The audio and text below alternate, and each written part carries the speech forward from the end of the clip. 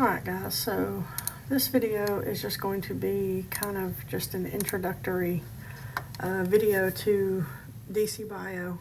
This isn't necessarily like quizzable material, but one of the essays that you have to do is going to involve one of the topics in this, and so there's a lot of information in this one PowerPoint, and essentially it's kind of a summary of all of the different concepts that you're going to learn.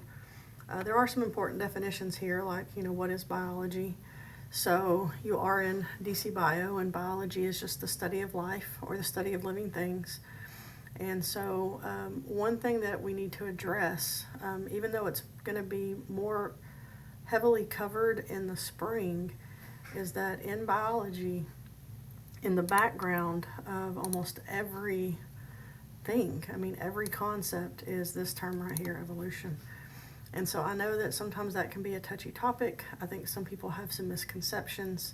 And one thing I need you to understand is that as a biology teacher, it is my job, it is Miss Petty's job to teach about the concepts of evolution. Now, where you personally stand on that topic is up to you. So no one is trying to change your belief system. We're going to be watching a video which does possibly contradict some of your beliefs, and I just want you to know that it's okay if you have those beliefs and they don't agree. But what I do need you to understand is that in biology, all things can be explained through evolution in some way, somehow. Almost everything is tied to that. And so you don't have to necessarily take on anything as part of your personal belief system, but you do have to learn the concepts. And so as a teacher, it is not my job or Miss Petty's job to tell you what to believe, but it is our job to teach what biology says. And so what you do with that information is up to you, but just be sure you understand the concepts, okay? And according to biology, everything descended from a single-celled ancestor billions of years ago. So we're going to look at some of the big ideas or the major concepts that are going to be covered, and one of them is that there is evidence for common ancestry, that we are all related on the tree of life. And one reason for that is because of our genetic material. It's pretty much a universal code.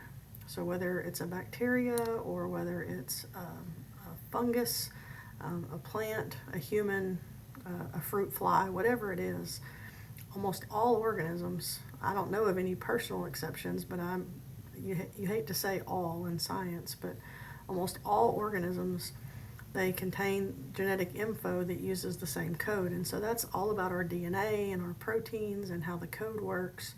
And we'll learn about protein synthesis at the end of this semester. And so pretty much all organisms are going to convert molecules from their environment into biomolecules. And one of the first real units of this course is going to be biochemistry, where you learn about the 4 macromolecules. All organisms need energy in order to do work and to build things, and all organisms maintain homeostasis. That's that process of keeping your internal conditions constant, even though the outside changes. All organisms are going to replicate their genetic info. They're going to copy their DNA. It's going to be based on that base pair matching of A to T, C to G.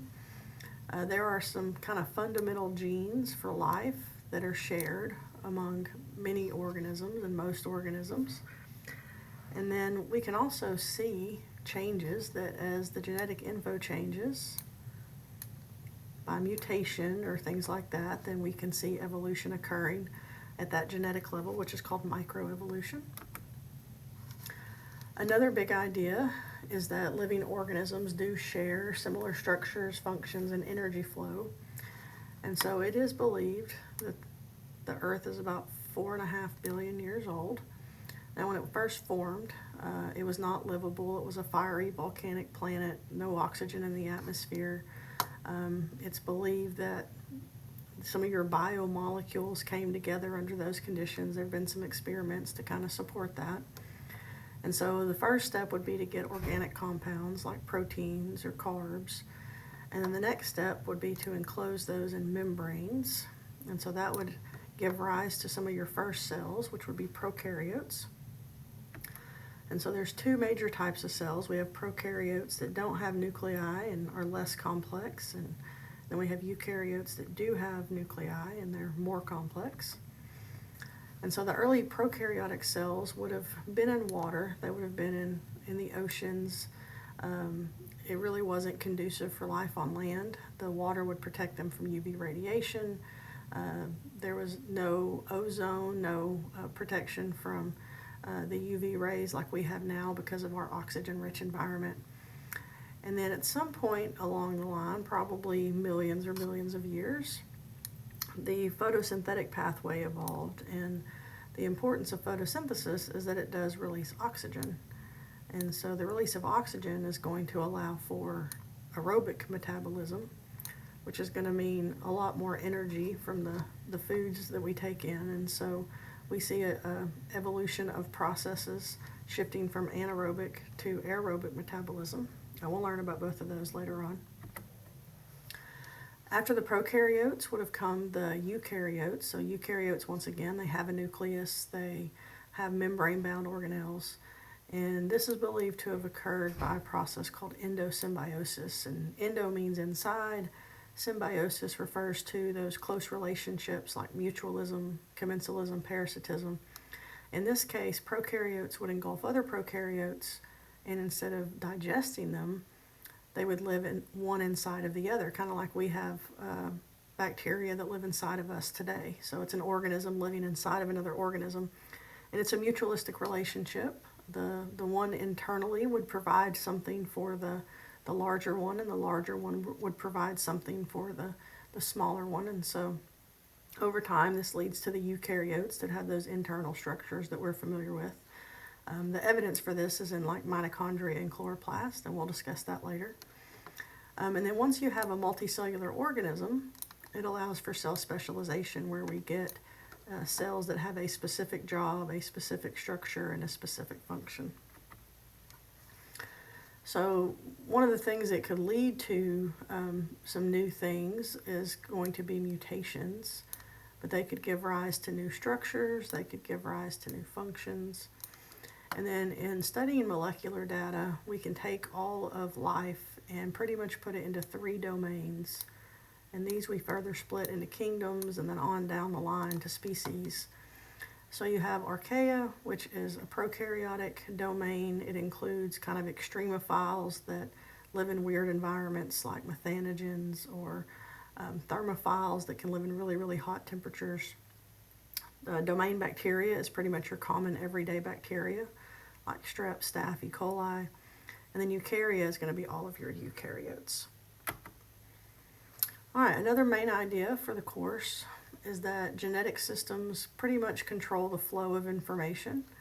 And so we have an original blueprint, okay, which is going to be in our DNA. And then the collection of our genes is called our genome. And the information is stored in the sequence of nucleotides.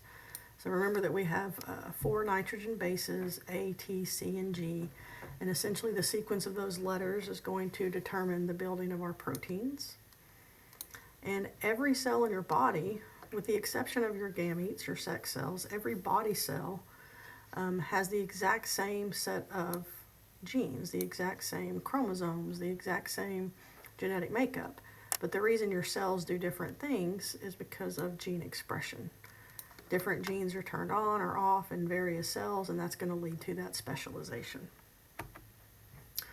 So this is just an overview, but the DNA has the original blueprint. We turn it into RNA, and then we use that RNA to build our proteins. And that essentially is how we make the proteins that do all the different functions in our bodies.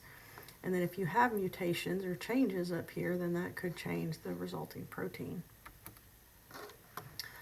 So in the genome of organisms, for humans, there's around 24,000 protein encoding genes. I don't think they found an exact number just yet, but our advances in genome sequencing have allowed us to study genes and to study the relationship of genes to diseases.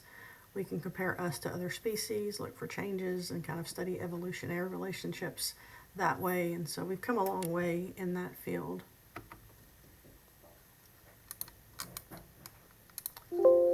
on just a second.